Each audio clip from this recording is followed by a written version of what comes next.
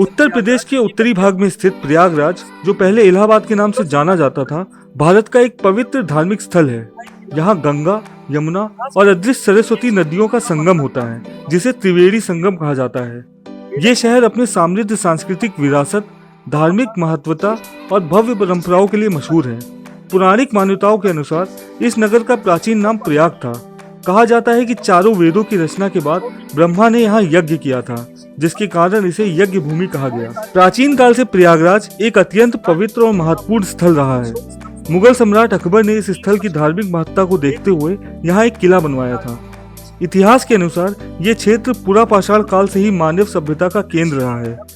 बेलन घाटी में पुरापाषाण, मध्यपाषाण और नवपाषाण काल के अवशेष मिले हैं, जो इस क्षेत्र की प्राचीनता और ऐतिहासिक महत्वता को दर्शाते हैं। नवपाषाण युग में इस क्षेत्र में चावल, गेहूं और जौ की खेती शुरू हुई थी, जो इसे कृषि का आरंभिक केंद्र बनाता है। मौर्य काल में प्रयाग एक प्रमुख नगर था। सम्राट अशोक ने यहाँ अपना प्रसिद्ध अशोक स्तंभ स्थापित किया, जिसमें 3 शासकों के लेख अंकित हैं। गुप्त काल में ये क्षेत्र राजधानी के रूप में प्रसिद्ध था। समुद्रगुप्त के दरबारी कवि हरिसेन ने प्रयाग को अत्यंत महत्वपूर्ण स्थल के रूप में वर्णित किया।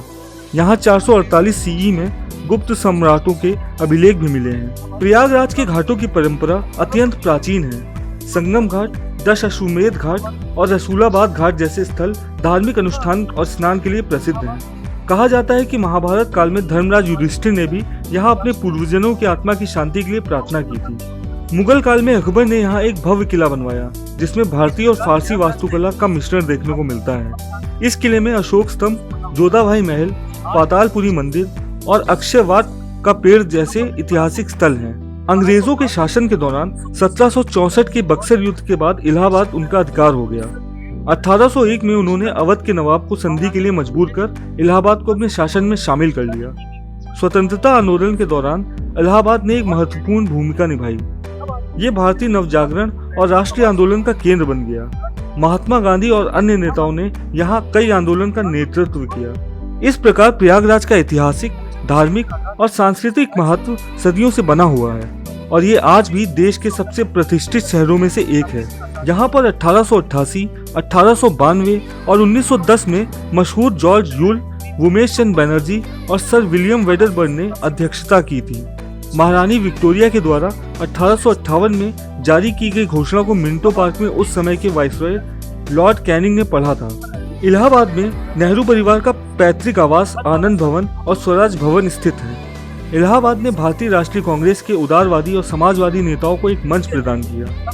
यहाँ चंद्रशेखर आजाद ने 27 फरवरी 1931 को एल्फ्रेड पार्क में ब्रिटिश पुलिस का सामना करते हुए वीरता दिखाई और आखिर में आजादी की अपनी कसम पूरी करने के लिए स्वयं को गोली मार ली। इलाहाबाद विश्वविद्यालय, जिसे पहले पूर्वी भारत का ऑक्सफोर्ड कहा जाता था, 1887 में स्थापित हुआ। इस विश्वविद्यालय की ऐतिहासिक और शैक्षणिक महत्ता इतनी है कि इलाहाबाद को देश की साहित्यिक राजधानी भी कहा जाता है। संगम तट पर आयोजित कुंभ मेला प्रयागराज का एक अभिन्न हिस्सा है। हर 12 साल में यहाँ महाकुंभ मेला का आयोजन होता है, जो भारतीय संस्कृति और आध्यात्मिकता की झलक प्रस्तुत करता है। इसके अतिरिक्त मघ स्नान और कल्पावास का भी विशेष धार्मिक महत्व है। ये था इलाहाबाद, जो प्रयागराज के नाम से भी जाना जाता है। ये था प्रयागराज, जो इलाहाबाद के नाम से भी जाना जाता था, का ऐतिहासिक परिचय है। अगर आपको ये जानकारी पसंद आई हो तो चैनल को सब्सक्राइब करें, वीडियो को लाइक करें और शेयर करना ना भूलें। अगले वीडियो में मिलते हैं, तब तक के लिए धन्यवाद।